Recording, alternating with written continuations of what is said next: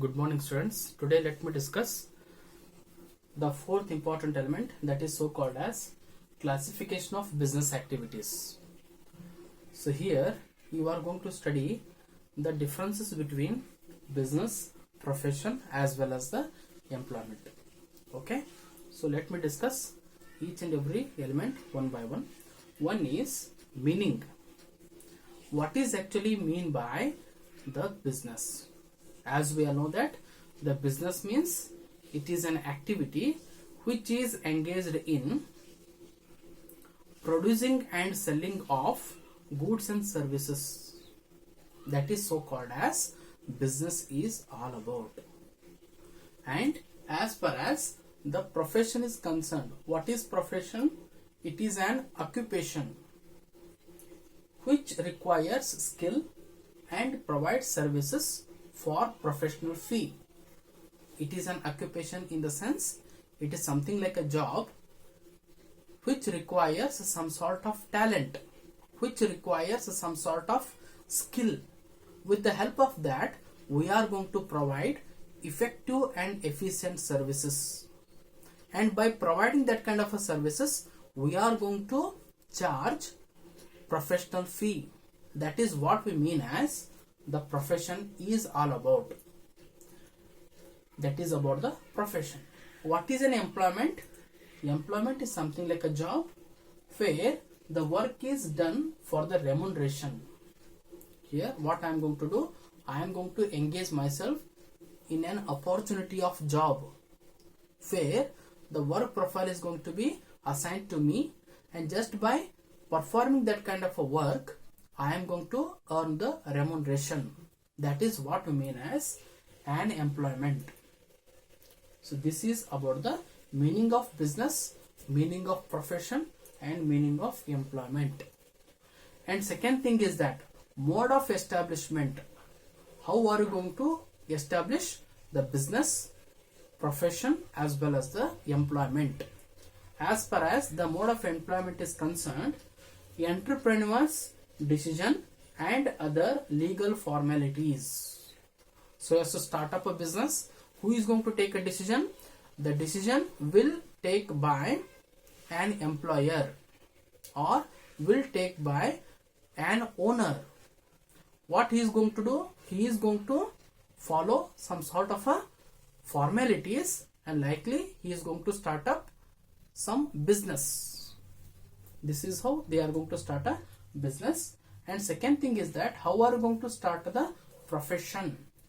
Membership of a professional body and certificate of practice.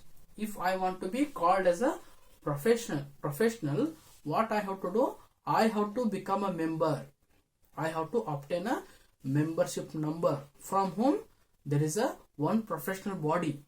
From that professional body, I have to access the membership, and also I have to obtain the certificate of practice. This is how we are going to called as the professionals. Best example can take the advocacy professions. What advocates are going to do? They are going to take a membership from the Bar Council of India and they will take the certificate of practice, and likely they are called as a professional of advocates. That is about the profession. And what is about the employment? Appointment letter and the service agreement. If I want to be called as an employee in any office or in any industry, first what I have to do? I have to face the formal interview conducted by the employer. And once I am going to be appointed, the employer is going to issue me appointment letter. And between him and me, the service agreement takes place. This is how I can be employed under him in case of employment. And third point of differentiation is that nature of work. What is the nature of work? If you see any business, the business means the businessmen are always busy. Why? Because they are engaged themselves in an activity of producing as well as the selling of goods and services. That is the nature of work in case of a business. So in case of profession, rendering of personalized and expert services. what professionals are going to do? The professionals are going to provide the effective as well as the efficient services, and they are going to impose some sort of a fee also. And if you see the any employment performing work as per service contract or rules of a service, so here the nature of work is going to be decided by owner only. What kind of work profile that is going to be assigned by my employer, I have to perform that kind of a work in case of employment. And fourth important points of difference is the qualification. So as to start up business, if any qualification is required, no, minimum qualification is necessary. So as to start up any kind of a business, there is no requirement of any kind of minimum qualification. If I am having best business ideas, I can start up any kind of business. But in case of profession, qualifications, expertise and the training as said by the professional body. Yes, if I want to be called as a professional, what I have to do? I have to pass the examination to be conducted by the professional body, and my qualification to act as a professional is going to be decided by that professional body only. So in case of employment, qualification training as prescribed by the employer. Looking to my qualification, he is going to assign me the work profile, and whatever the work that is going to be assigned by my employer, I have to perform that. And if I am not having the sufficient knowledge so as to perform that kind of work, the required training is going to be provided by my employer only in case of employment. And fifth important points of difference is the reward or the return. In case of business, the reward will be the profit only. In case of profession, the reward will be the professional fee or any kind of the charges. In case of employment, the reward will be the salary or wages. So these are the first 5 points of difference. And sixth thing is that the capital requirement. So looking to the business, as per size and nature of business, how much capital and funds are required, that is truly depends on nature as well as the size of business. Looking to that, the capital investment is going to be decided in case of a business. And as far as the profession is concerned, limited capital is required for the establishment. Why? Because if I want to act as a doctor, so what is the capital requirement? First thing is that I have to establish one office. I have to buy some sort of the instruments. I have to purchase some sort of the furnitures. Only with respect to that I have to make the capital investment. That is why looking to the profession, that much capital is not required.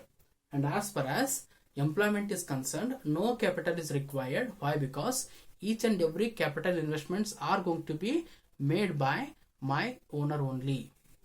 And seventh thing is that the risk. Profits are uncertain in case of a business. The businessman cannot predict what kind of risk are going to affect his business. Why? Because they are uncertain and those will occur in future period of time. And as far as the profession is concerned, fee is generally regular and certain some sort of a risk. Why? Because profession is a very talented, require some sort of a skill and the expertise and the talent. And if I am not having that much of a skill, probably there is a risk of losing the certificate of practice, risk of losing the membership number also. That is why fee is generally regular. But the thing is that some risk is also been seen in case of a profession. And as far as the employment is concerned, fixed and regular pay, no or little risk. Why? Because the risk is going to be undertaken by my employer only. Whatever the risk that is going to be consumed by him, that is not concerned to me. I have to be promised to pay some sort of the salary or the remuneration. And as far as the 8th point is the transfer of interest. As far as the business is concerned, transfer possible with some formalities. In the sense, if I am engaged in any kind of a business, if I want to hand over this business to anybody else, some sort of legal formalities are going to be followed by me. And as far as the profession and employment is concerned, it is not possible. Why? Because what kind of professional services that I am going to provide, the same services cannot be provided by anybody else. And as far as employment is concerned, what kind of work that is going to be performed by me, the same work cannot be performed by any other else. And ninth thing is that code of conduct. In case of no code of conduct, only some sort of the legal processes and ethics are going to be observed in case of a business, but that much of code of conduct are not going to be strictly followed in case of business.